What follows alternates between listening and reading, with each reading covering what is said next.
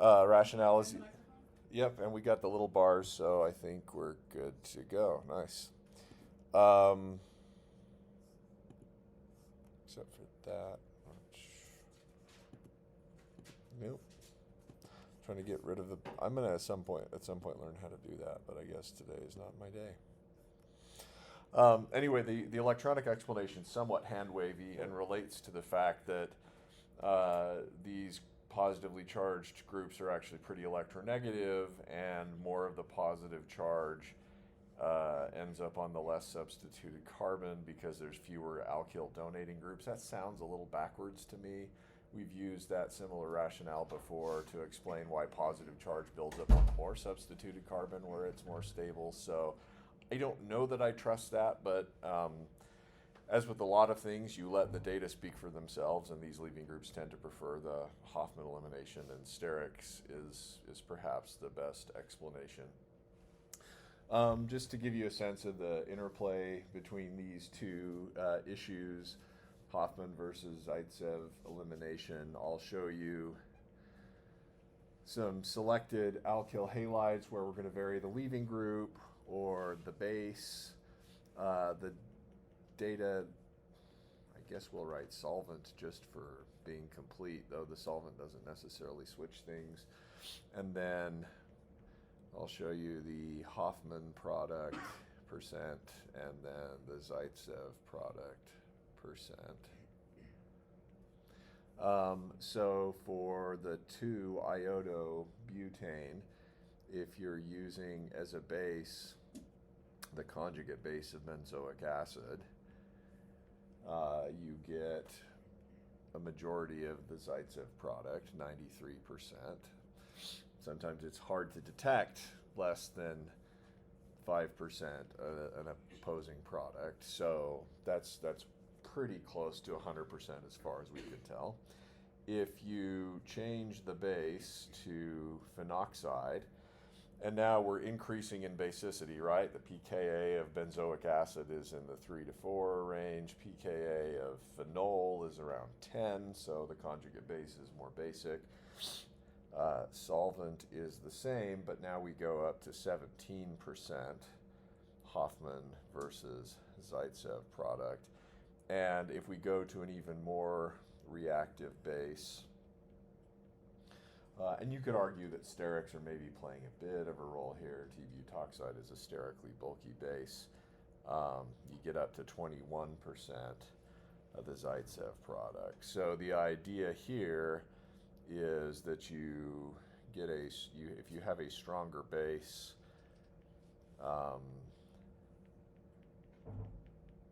the reaction may be less selective. And this is maybe an example of the reactivity selectivity principle that your text mentioned earlier. Sometimes that principle works, sometimes it doesn't. You have to be a little bit careful with it. I suppose you could argue that as the base gets more reactive, the transition state gets earlier. Maybe there's less double bond character in the transition state, and therefore maybe double bond stability substituted versus more substituted doesn't matter as much. If we switch to still a good leaving group, but not as good as iodide, so Br minus, and choose these same terp butoxide conditions, the worse leaving group is less selective for the Zaitsev product, and that trend continues if you go to chloro. Same base conditions, but now you're looking at 43% versus 57%. All of this is sort of, we're peeking back behind the curtain of what was going on anyway when we were teaching you in the introductory OChem class. All of this is enough to still say that yes, the more substituted alkene is the major product, but it's just squeaking by there. And again, I think the idea here is that if you have a poorer leaving group, there's less double bond character in the transition state, so substitution matters less. or the substitution of the newly forming double bond matters less. Okay? Any sort of issues or questions you want to ask? So Yeah. in this case, is there a way that, so besides like adding more groups onto the substrate, is there a way we can favor the Hoffman product then? Favoring the Hoffman product, it looks like your choices include using a quaternary ammonium or sulfonium leaving group. Then the selectivity is pretty good for Hoffman. Also, perhaps using a really sterically bulky base can help a little bit. And then if the idea of using a slightly less good leaving group is maybe not the best idea because it doesn't change the selectivity pattern that much. Yeah. And it probably slows down the reaction. So, yeah. Okay, let's see. And if you had a particular case where you wanted to get the less substituted alkene from an elimination, you would either search the literature for someone who had done something very similar before and try to imitate them, or you would consider whether there was a way you could redesign your system so that the desired olefin is the only one you could get. All right. Let's talk stereochemistry in elimination reactions. So,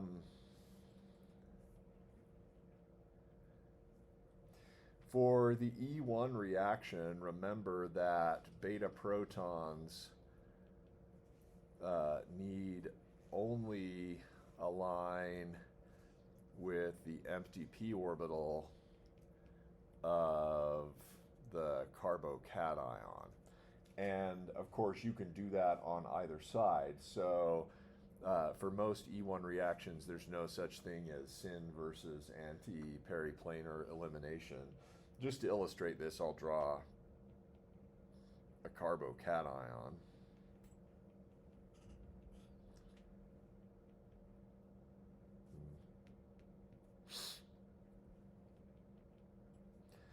And here's the empty p orbital associated with the positive charge, right?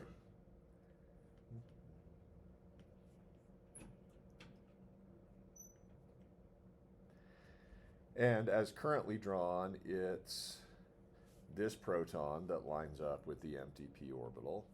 But we can rotate around carbon-carbon bonds easily enough in this carbocation, and that empty p orbital is on either side of the carbocation, which means that it's really easy, really fast to simply rotate and adjust things such that now this proton slides over and is now lined up with the empty p orbital.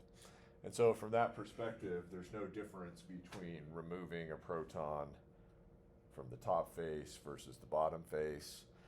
And so there really can be no preference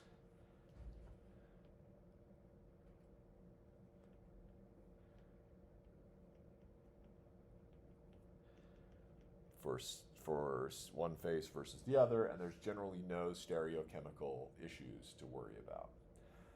However, that's in a case where the carbocation, what I've drawn here is a carbenium ion that is solvent equilibrated, meaning it's fully solvated and the leaving group is gone. Of course, you can imagine changing the solvent. We've talked about solvents that can stabilize carbocations versus those that can't. So in low ionizing solvents, things can change. And we'll just say, beware, beware the ion pair. It sounds ominous. Let me show you what I mean by this. So, as an example,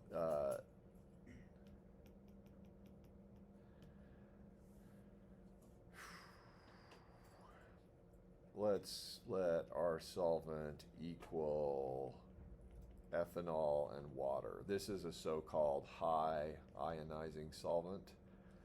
It's good. It can hydrogen bond with the leaving group, but it can also stabilize carbocations because of the lone pairs on the oxygen. So if I were to show you this starting material, the leaving group here is a tosylate, and then we've got two stereocenters in the molecule. We can tell, this will allow us to tell what's been eliminated from where. Under this situation, we expect the leaving group to leave completely to give us a solvent equilibrated carbocation, that is one in which the leaving group is gone, and therefore there can be no preference for whether a beta proton lines up with the empty p orbital on one side versus the other side. So I'm just going to attempt to show this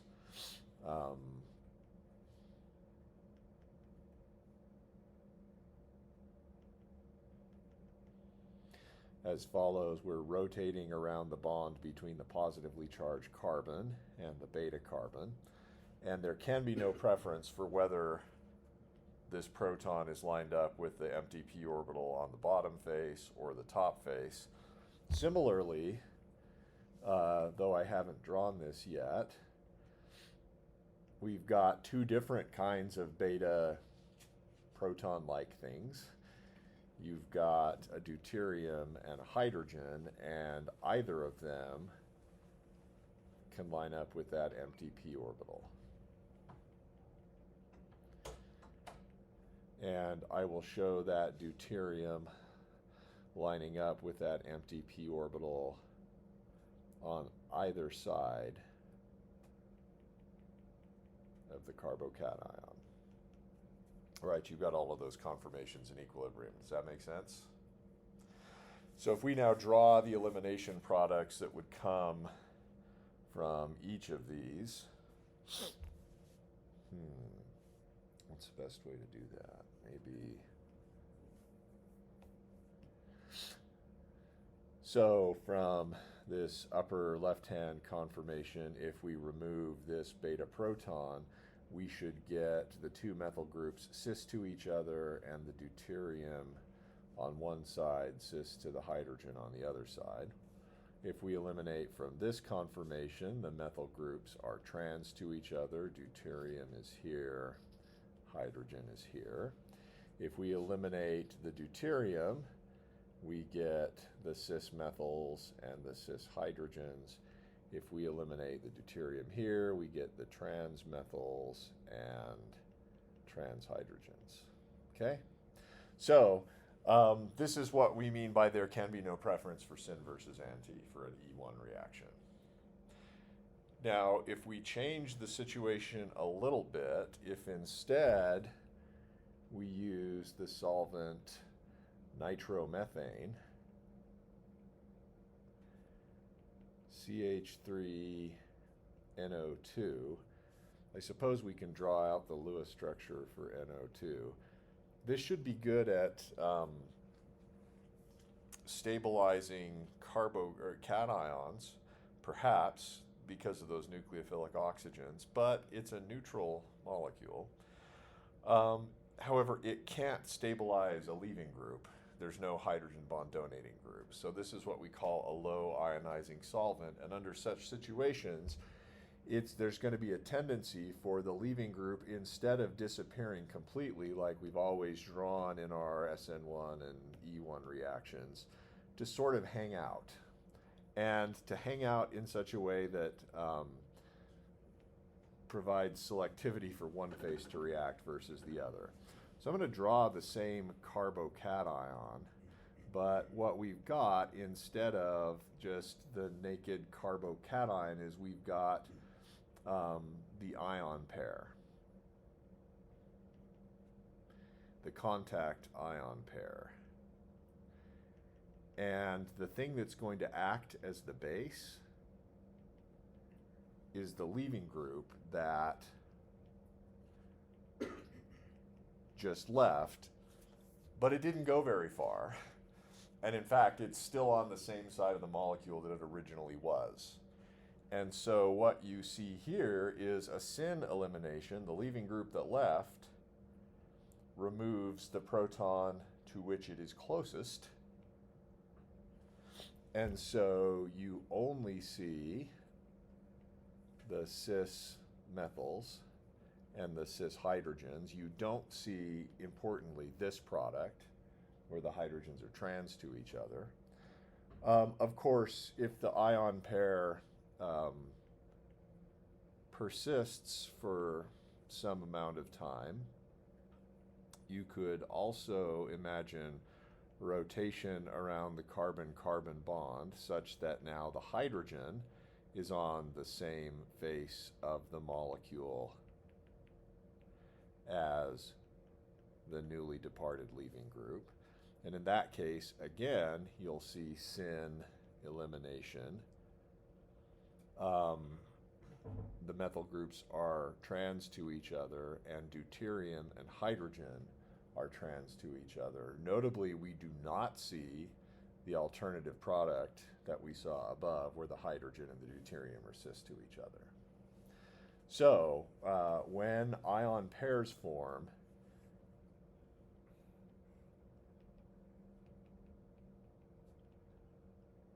we can see a preference for syn elimination rather than anti, or rather than no preference whatsoever.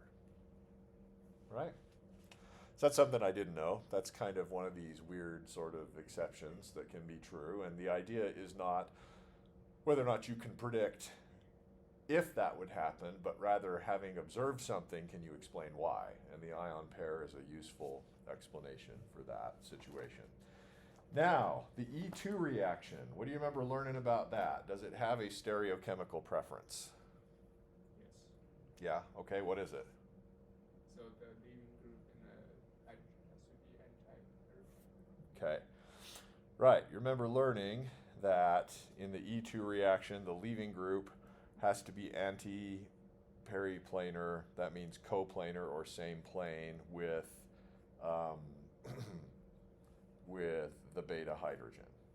All right, and the reason for that is if you think about the E2 transition state, the double bond is forming in the E2 transition state. If we look at the double bond, I'm just going to be very general here about what you have making that double bond are two p orbitals that are coplanar, right?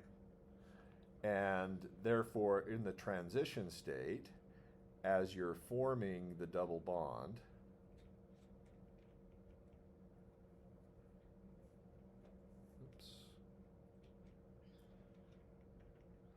and the leaving group's leaving, and the beta proton is being removed,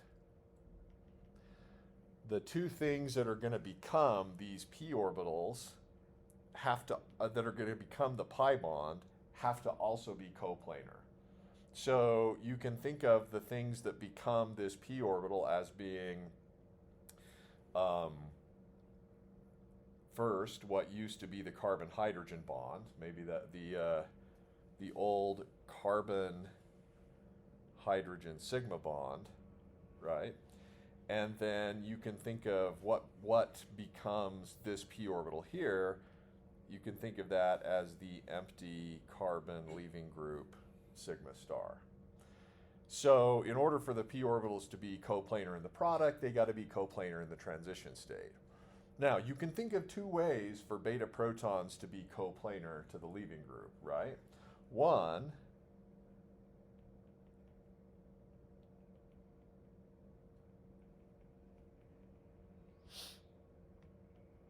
One way is for the beta proton to be anti-periplanar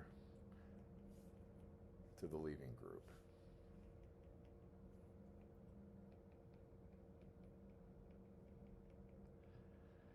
However, you can also imagine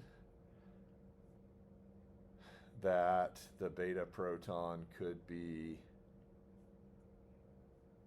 eclipsed with, or syn periplanar with the leaving group. Okay, so there are some reasons to prefer anti-periplanar versus syn periplanar.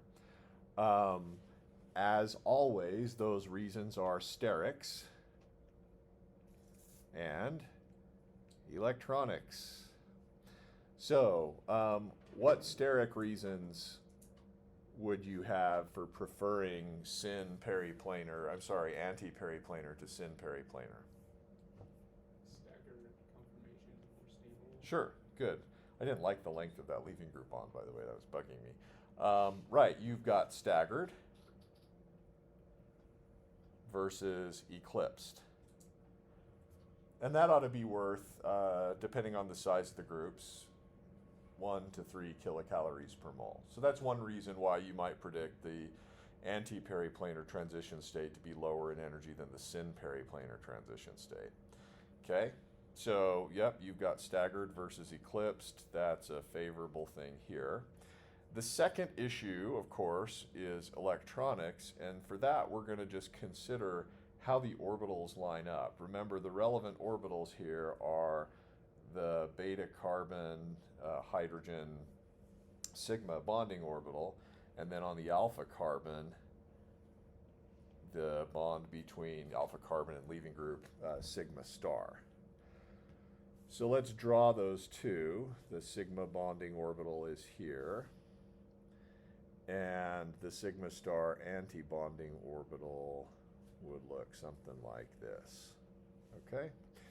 In the anti-configuration, I've got pretty good side-to-side pi-type overlap between the carbon hydrogen sigma on the beta carbon and then this backside lobe of the carbon leaving group sigma star. Right? Really great sort of in-phase overlap. In contrast, in the syn configuration, again, I can draw the sigma CH on the beta carbon, and then let's draw the node backside.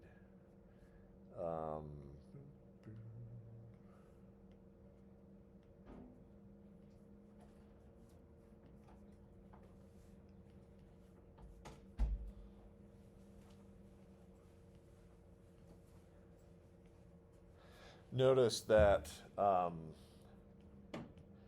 in the syn configuration,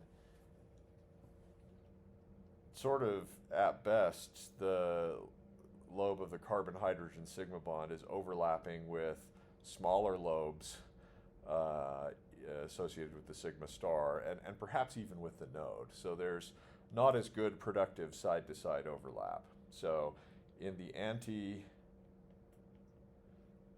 configuration, you've got better sigma to sigma star overlap, which is the thing that leads to the formation of the pi bond. In the syn configuration, you've got poorer sigma to sigma star overlap. So those are the steric and the electronic regions.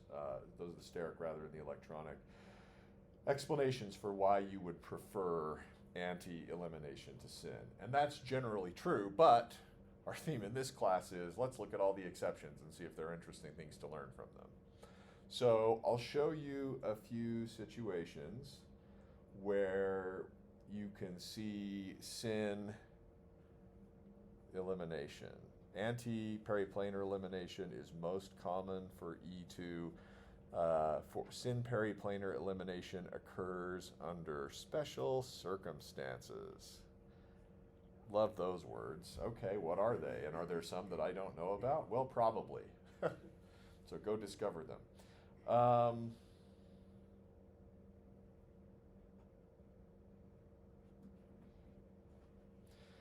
So I won't give you examples of anti-periplanar elimination. Maybe I will at some point.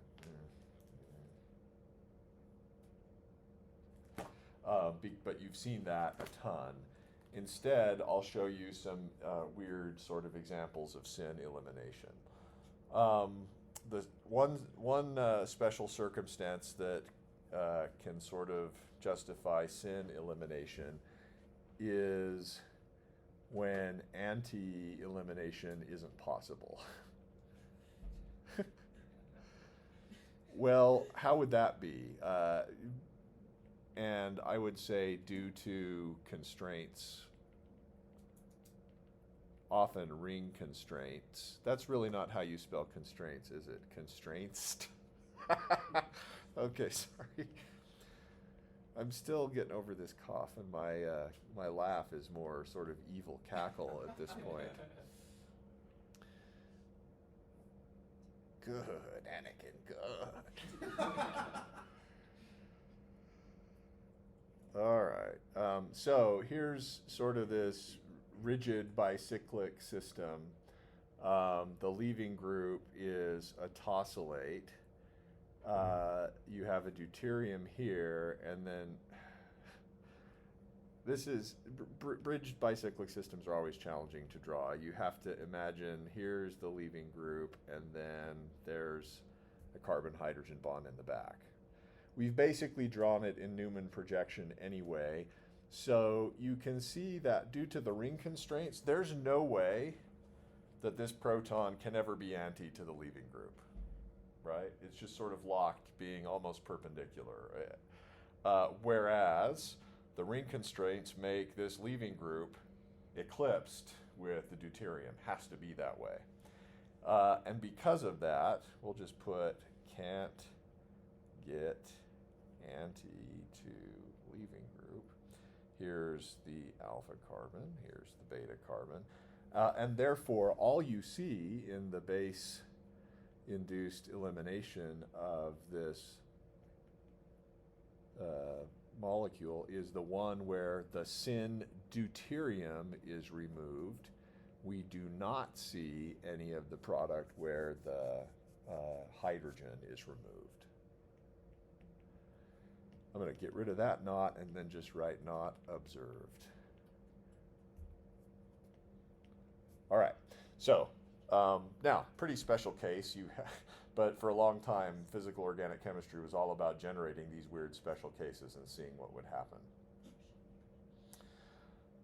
Okay, another case where syn elimination can occur, not necessarily be the major product, but you see it, is when you have ion pairing involving the counter ion of the base simultaneously with the base and the leaving group. So here's kind of a weird and interesting story. The molecule I'm going to draw, it looks chiral, but it's not. It's actually a meso compound. That's not going to matter for our purposes, but if any of you have opportunities to TA or teach an organic chemistry class in the future and you want evil ways to disguise meso compounds to cause people to trip up on questions, this is one of them. By the way, from a gospel sense, this is why formulating life as a test is not necessarily the best metaphor, because then you start thinking about your OChem professor who you were convinced was trying to trip you up, and you were probably right, but that's not how our heavenly parents are. So, let's see. So if we eliminate from this conformation, you get the product in which the phenyl groups are cis to each other, and then you have a chloro on this carbon and a hydrogen on this carbon. So this is the anti-elimination product. The syn elimination product would have the phenyl groups trans to each other like this. And they observed when doing this that you had 13% anti-elimination, but they could get it to go 100% if they added the following molecule, which I'm going to draw because why not? Anybody know what this is called? 18 crown 6. It's a crown ether, and it binds potassium. Crown ethers have a long and storied history, and especially in this department for years. Professors Isaac, Bradshaw, and Christensen worked together to explore the thermodynamics and the calorimetry of binding of crown ethers to various ions. And anyway, it's quite a famous story. A company called IBC was founded because of that, and it still exists today in American Fork, and they're doing great things. They design molecules that can bind heavy metals for like waste remediation, also for like isolating different types of metals for various processes, including nuclear power. So it's all pretty interesting. But to this day, there are people in the department doing sort of macrocyclic type of chemistry. In any case, if they add this and it bound up the potassium, you stop seeing the syn elimination product. And from that, they inferred that the syn elimination product was coming from well, I don't know that we call it an intermediate, but it was coming via a transition state in which the base that was doing the deprotonating was paired with potassium, which was also paired with the chloride as it was leaving. So I suppose the best way to draw this, if we're drawing it as a transition state, let me just fill in the other groups.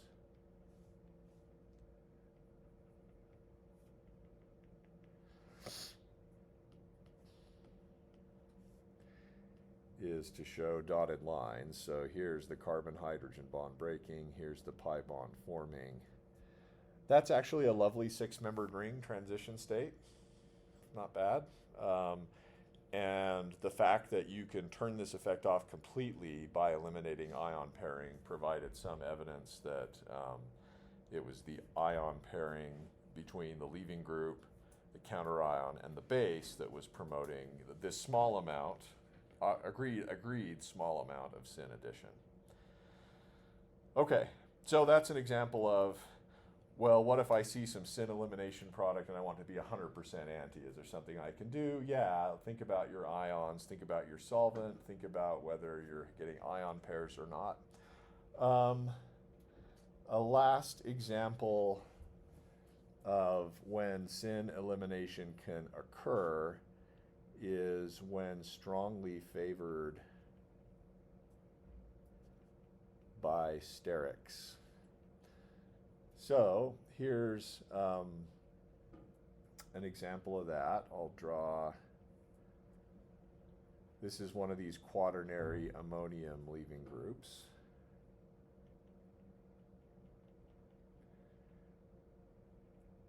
Put a benzene ring here.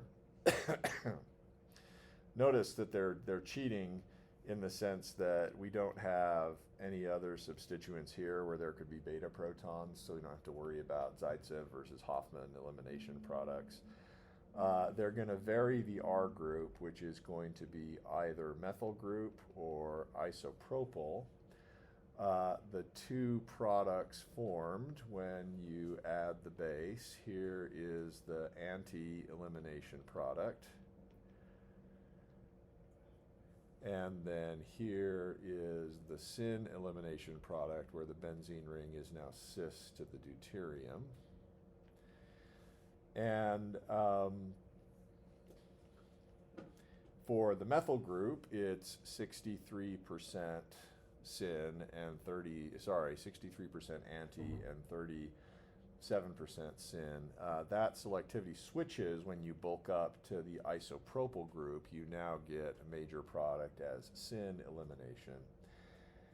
And the idea is, if we draw a Newman projection and sort of look down the bond between the alpha carbon and the beta carbon, here's my quaternary ammonium group.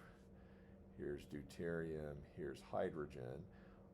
In the back, I have an R group here, a phenyl group here, and a hydrogen here. This is the conformation that leads to the anti product.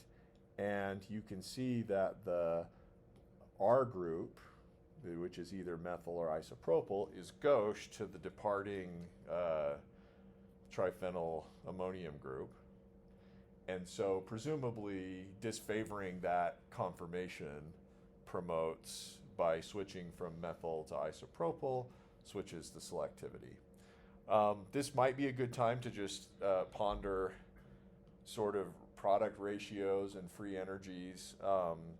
This is sort of a nearly 2-to-1, not quite 2-to-1 product ratio, and we'll call this also 2-to-1. So you're switching things by a factor of 2 or so. Remember that 1.3 kcals per mole is worth a factor of 10 in sort of equilibrium constant and in rate.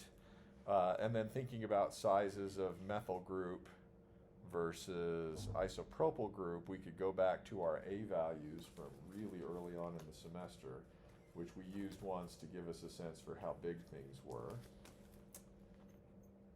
Oh, there they are right there. So, oops, methyl is about 1.7,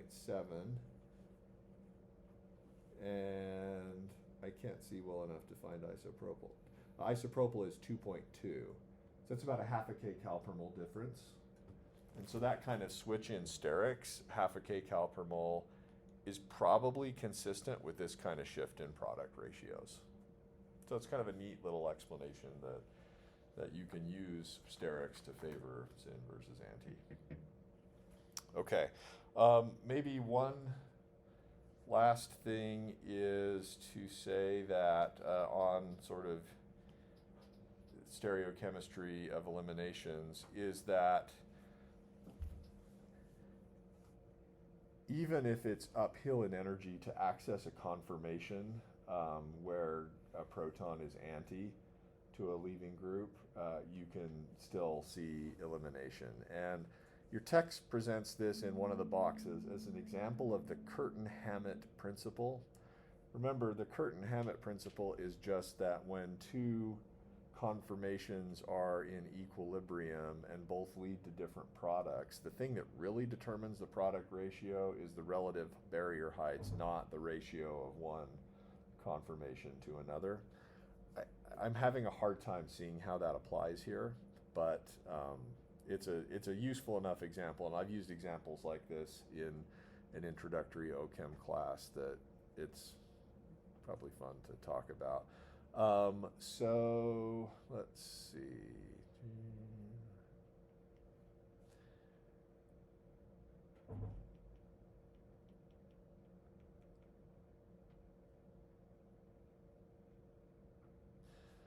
All right, these two conformations are in equilibrium with each other, though the one on the right is favored by about 3.4 kilocalories per mole. It's uphill, and you get that just by comparing the A values. And the idea is that in the less stable conformation on the right, there are no anti-periplanar beta protons. And actually, there are also no syn periplanar beta protons. If you look where the beta protons are, they're gauche. All of them are gauche to this leaving group. And so you actually don't see elimination from this conformation. In contrast, here you've got two protons that are anti to the leaving group, and so you can get both elimination products. This isn't meant to be a totally accurate version of what the conformations available to cyclohexene are. We're just sort of quickly showing you where the double bond is. But you can see these two elimination products from that chair. Now, if we switch to the other diastereomer, let's keep everything the same.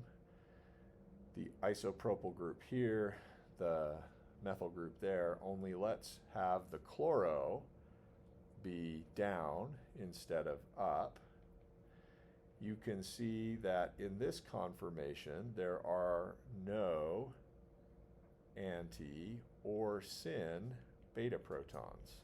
So there can be no elimination from this conformation. Now, we could draw the alternative conformation in which the chloro group is now, whoa, doing some funny things with my chair there, sorry. Gasp, you let me do that. Why didn't somebody say that is a terrible chair? Lines must be parallel. We don't draw chairs with the substituent there. Anyway, sorry. Having some issues all of a sudden. This is actually uphill now because going to the other conformation requires all of the groups to be axial. That's uphill by 4.5 kilocalories per mole. But there is one proton that can be anti-periplanar to the leaving group. And so we actually do see elimination from this conformation just fine. And that would be, let's see, that would be this elimination product. Okay, so the thing that made me think this isn't really a demonstration of the Curtin-Hammett principle is that the box didn't really tell us how fast these reactions are. And in any case, these two intermediates are diastereomers. They're not in equilibrium with each other. So the real issue here is that, yes, even if a reactive conformation is uphill by 4 kilocalories per mole, if the reaction from that higher conformation is sufficiently downhill and irreversible, Le Chatelier's principle can pull you all the way through. That, I think, is maybe the better what this sort of example is actually illustrating. But it does show you that, especially with cyclohexane rings, you may need to access the less favorable chair in order to get the reaction to go so that you can get a proton that's anti to the leaving group. Okay. There are some examples of thermal eliminations that I don't think I care that much about. There's also some examples of radical eliminations that aren't necessarily that important. So that sort of takes us to the end. We could forge ahead and do some imine formation, but I don't really want to. So what things do you wish we had talked about, or what are your last questions before we move on? That sounded ominous. We're not moving on to the next life. We're just moving on to the next set of classes.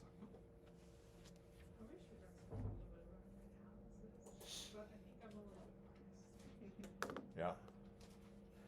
Catalysis, specifically transition metal catalysis.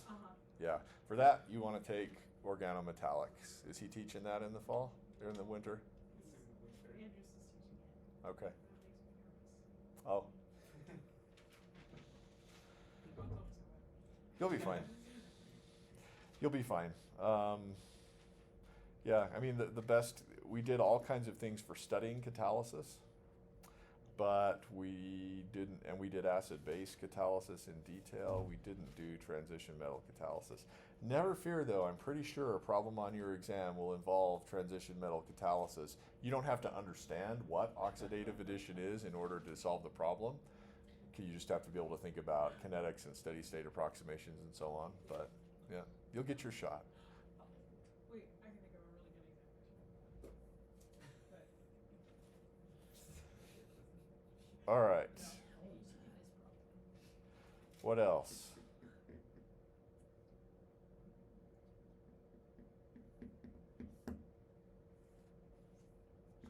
Okay, well, we will end.